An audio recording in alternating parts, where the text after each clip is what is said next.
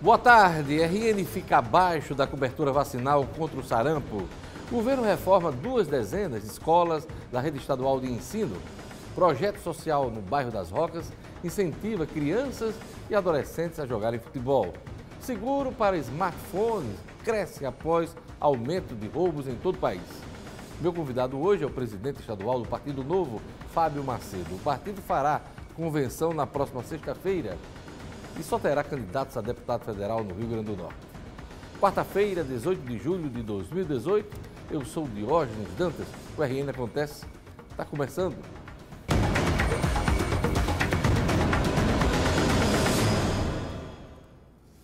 O Rio Grande do Norte ficou abaixo da média nacional na cobertura vacinal contra o sarampo. O sinal amarelo de alerta já acendeu na Secretaria Estadual de Saúde. Afinal, a doença voltou a circular em outras regiões do país. A reportagem é de Milena Pontes. O último caso de sarampo no Rio Grande do Norte aconteceu há quase 20 anos. Por conta disso, a população deixou de procurar a vacina contra a doença, como explica a coordenadora do setor de imunizações da Secretaria de Saúde do Estado. Segundo ela, esse é um dos motivos para a cobertura vacinal ter sido baixa em 2017. Com 72,9% do público-alvo alcançado. A gente tem visto que o próprio, se a gente for analisar em relação ao sarampo, a própria ausência da doença nos últimos anos faz com que os pais tenham aquela falsa impressão de que não precisa mais levar o filho para se vacinar porque a doença está erradicada, entendeu? E, além disso, a gente acredita também que a própria estratégia, né, o posto de saúde funcionar de dia e os pais de dia estarem trabalhando, acaba dificultando essa procura. No total, a média nacional foi de 71,55% em 2017. Apenas o Ceará alcançou no ano passado mais de 95% da cobertura vacinal. Todos os outros estados e o Distrito Federal não alcançaram a meta. Os números preocupam as autoridades de saúde e, por isso, no próximo mês, uma campanha será realizada em todo o país para incentivar os pais a vacinarem as crianças de 1 a menores de 5 anos. Grande parte da população, principalmente a população adulta, já tomou essa vacina, né? Mas a grande prioridade para o momento vai ser as crianças menores de 5 anos de idade, né? De 1 a menores de 5 anos de idade. Inclusive, vai ter uma campanha agora do dia 6 ao dia 31 de agosto, onde os municípios vão estar criando estratégias em busca dessa população que ainda não se vacinou. Este ano, o Brasil já registrou casos da doença nos estados do Amazonas e Roraima. Também foram identificados casos isolados e relacionados à importação em São Paulo, Rio Grande do Sul e Rondônia. Pelo fato da gente ter já a doença sendo confirmada em alguns locais do nosso país, corre o risco de reintrodução no nosso estado, como em qualquer outro estado, pelo fato das nossas coberturas vacinais estarem baixas. É uma doença viral, então, mais um motivo para a gente se preocupar, né, em estar protegendo nossas crianças dela. O governo estadual está reformando 2 dezenas de escolas das 610 que compõem a rede estadual de ensino. A reportagem é de Jackson Damasceno. Homens trabalhando a todo vapor, escombros para todos os lados, material de construção também. A reforma da Escola Estadual Régulo Tinoco, no bairro de Lagoa Nova, é praticamente uma reconstrução iniciada do zero. A ideia é entregar aos alunos, no prazo de 180 dias, uma escola novinha em folha. Prédio moderno totalmente reformulado. Assim como ela, o estado tem hoje outras 73 escolas públicas em reforma. A maior parte formada por prédios bem antigos, que não recebem reparo há pelo menos 20 anos. Nos próximos meses a gente vai ter bastante obra e também teremos pessoas que podem estar descontentes, mas que eles têm que entender que no futuro eles terão escola novinha, pois são 20 anos sem um grande investimento nessa área. A questão é como consertar as escolas sem prejudicar os alunos. Uma missão praticamente impossível. Parar uma unidade a fim de se iniciar os reparos significa mexer com a vida de um monte de gente. O que a Secretaria tem tentado fazer com o menor impacto possível. Então, o primeiro passo é tentar alocar um espaço próximo da comunidade para que acomode sem maior transtorno. Porque também o visitante fica incomodado quando ele recebe outra turma, outros alunos, né? Não havendo essa possibilidade, a gente acha uma escola que esteja não tão que esteja ociosa para recepcionar essa nova comunidade escolar até que a obra se conclua. Geralmente o problema não é a obra em si, mas a demora que tem havido para que ela fique pronta. Muitas vezes o orçamento é feito, mas quando a licitação é concluída, mais de 1 ano e meio depois, os preços já são outros. E aí, tome burocracia.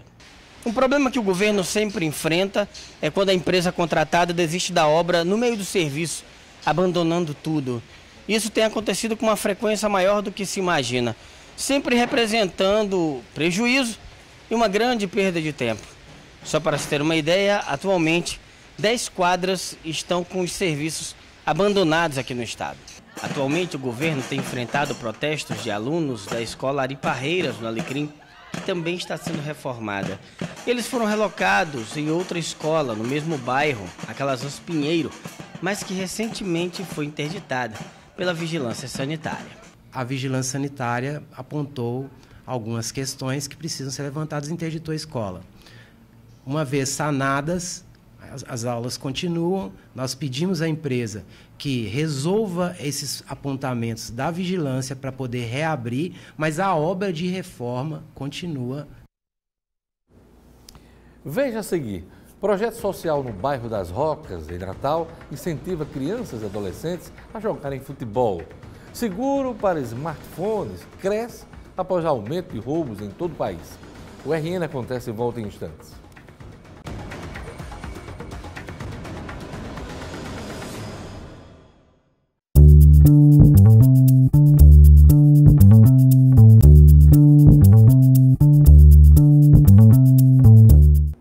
Por causa do roubo de celulares e o valor alto dos aparelhos, a procura por seguro para smartphones aumentou.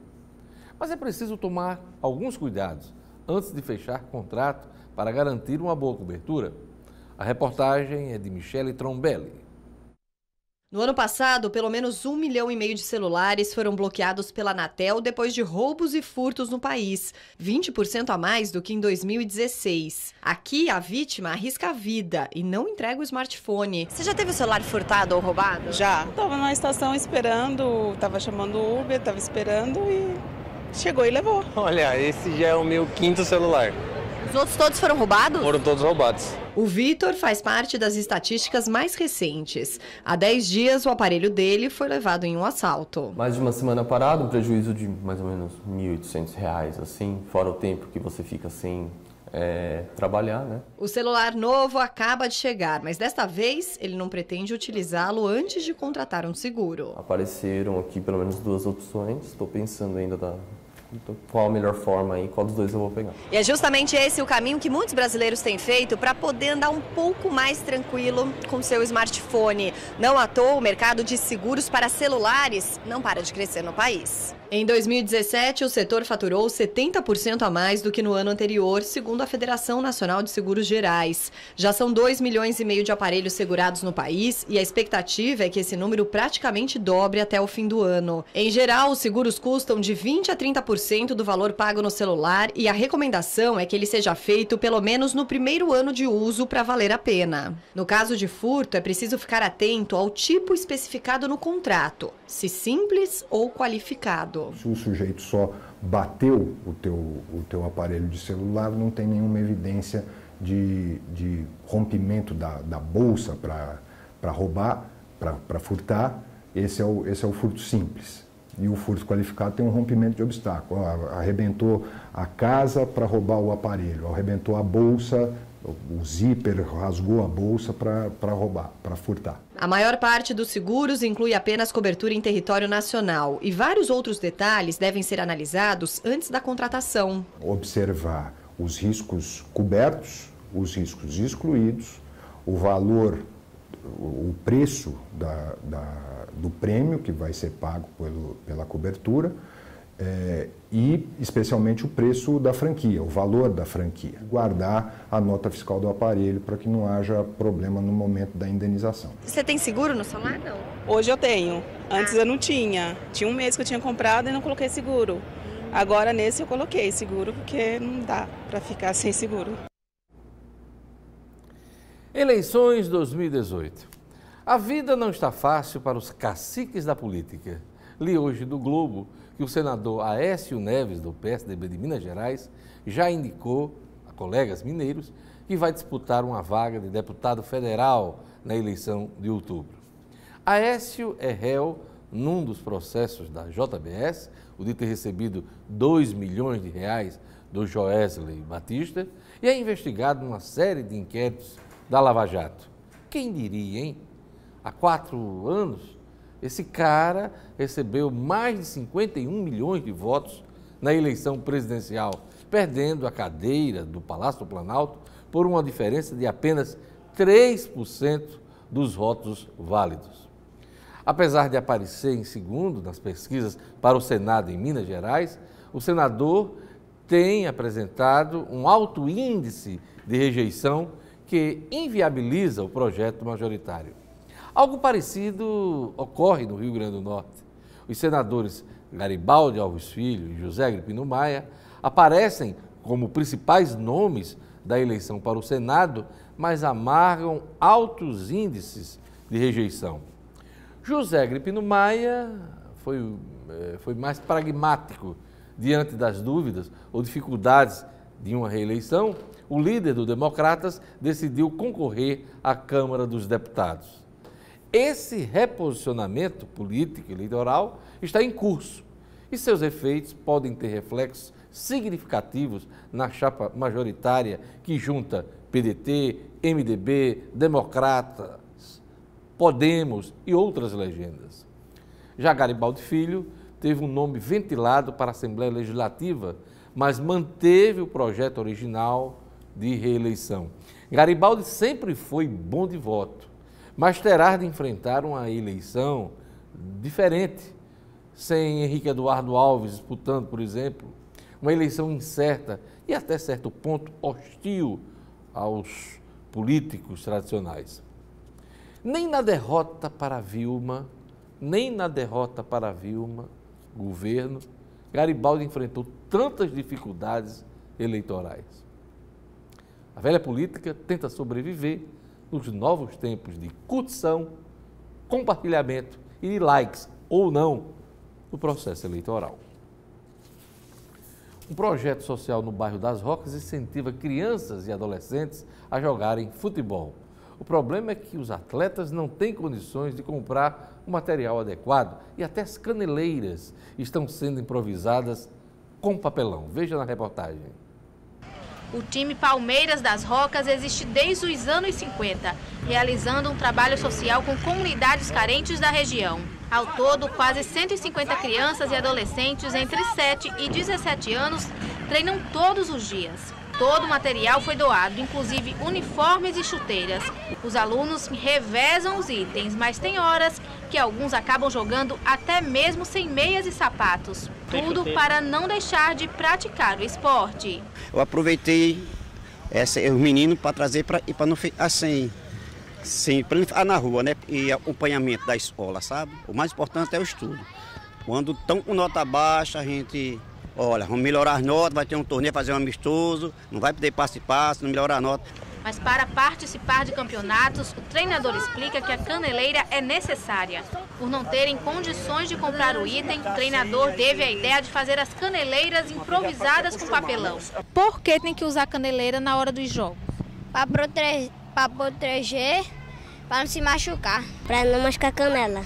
É porque se o menino chutar o pé da pessoa, vai ficar doendo. Caneleira de papelão, vão improvisar. E eles treinam com ela, quando molha, arrumam outra caneleira, eles treinam de caneleira e jogam de caneleira, não pode ser caneleira não.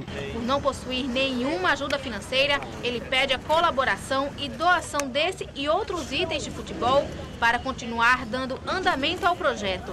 O material pode ser entregue das 2h30 até as 5 horas da tarde no Campus Society de Brasília Temosa.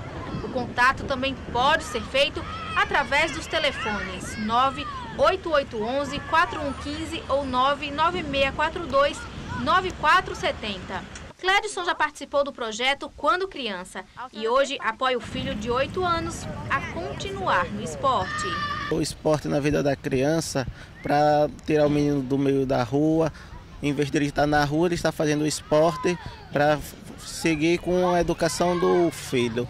porque a escola e o esporte ajuda. Pois é, vai ter muita gente com caneleira. Vai começar a eleição agora aí, vai ter muita gente com caneleira na campanha. Com certeza não vai ser de papelão. Veja a seguir minha entrevista com o presidente estadual do Partido Novo, o médico Fábio Macedo. O partido fará a convenção na próxima sexta-feira e só terá candidatos a deputado federal no Rio Grande do Norte. Aguarde só um instante.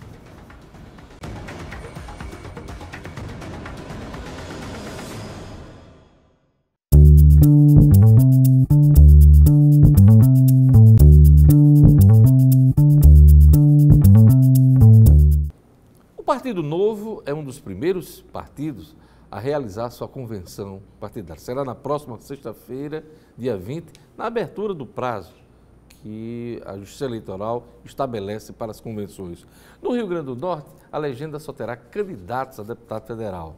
O médico Fábio Macedo, presidente estadual do Partido Novo, é nosso convidado hoje. Boa tarde, Fábio. Boa tarde, Diógenes. Por que o Partido Novo no Rio Grande do Norte somente vai ter chapa para a Câmara Federal?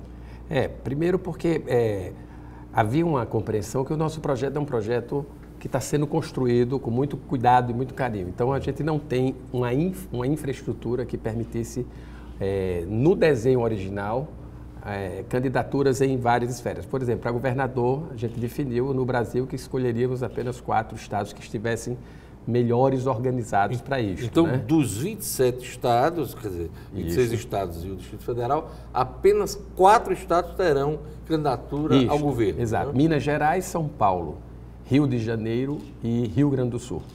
Né? Em alguns estados também candidatura ao Senado Federal. E onde tem candidatura a governador, o Novo entendeu que deveria também oferecer à sociedade a possibilidade de deputados estaduais para dar suporte a uma eventual vitória do nosso governador. Então, somente nesses estados com candidatos ao governo, tem chapa proporcional para a Assembleia Legislativa, para as Assembleias. Né? E aí nós entendemos que todas as mudanças que acontecem no Brasil vêm de Brasília. Começa pelo orçamento, 70% a 80% da fatia do orçamento está em nível federal e os estados e municípios, sempre com os pires nas mãos, né?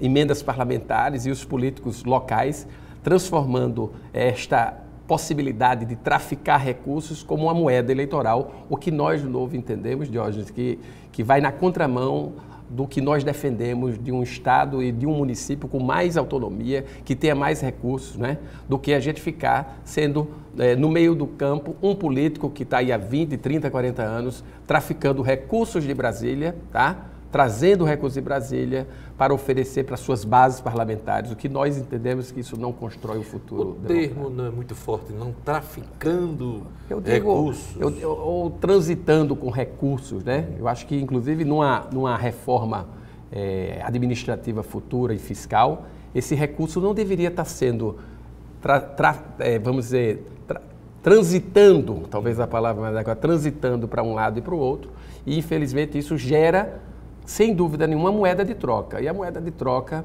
é o preço que a população paga de não renovar a política brasileira. Você falou em pré-candidaturas a deputado estadual, o governo explicou por que o Novo não vai ter no Rio Grande do Norte, e o Senado. Eu soube que o partido, por exemplo, andou conversando com algumas figuras importantes, como o capitão Stevenson.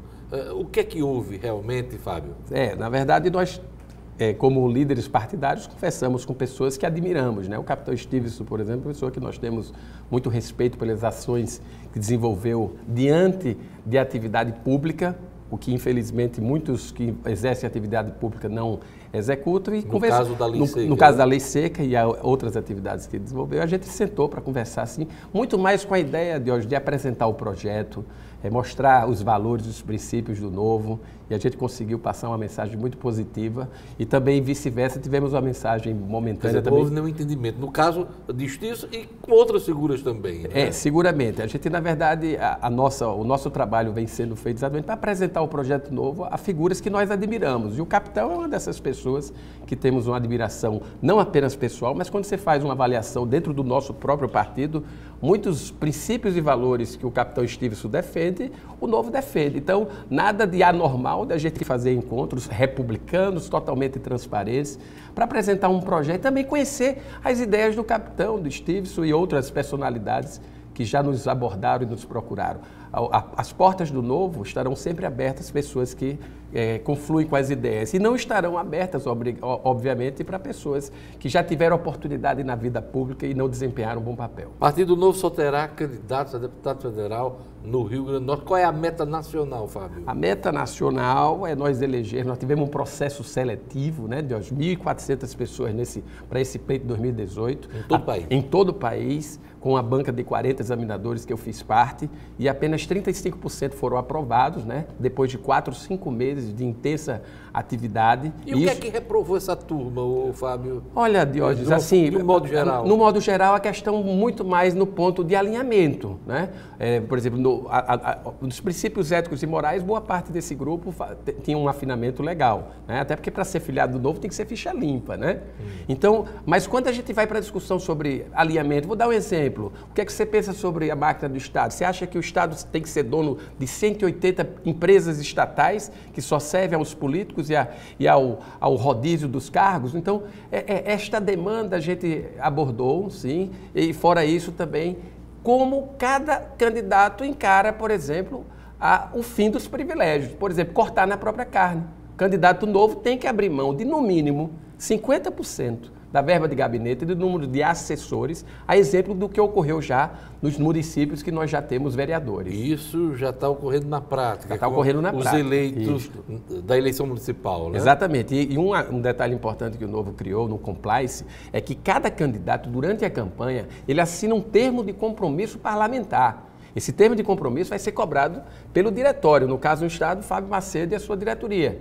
Então, nós vamos fiscalizar se o que o candidato prometeu, se ele vai entregar para a população. Porque hoje prometer e não entregar, infelizmente, é a regra. Fábio, como fazer campanha sem ter acesso aos fundos públicos de campanha? Não só o fundo partidário, mas também o de campanha.